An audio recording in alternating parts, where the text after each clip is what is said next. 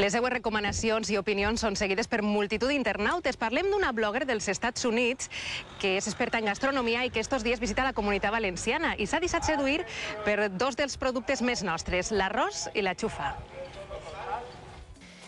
Primer cal atendre bé. El bomba aguanta la sobrecocció. És a dir, tu vols passar 3-4 minuts i no es passa. I will explain in English. Fer la foto i enviar tota la informació amb només un clic.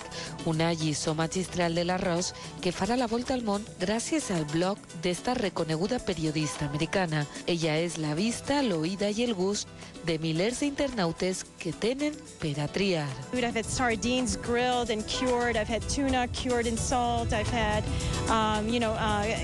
bacalao. Addicta confessa les tapes i la paella, el que en realitat li ha conquerit el paladar és I love horchata. I think it's an excellent drink.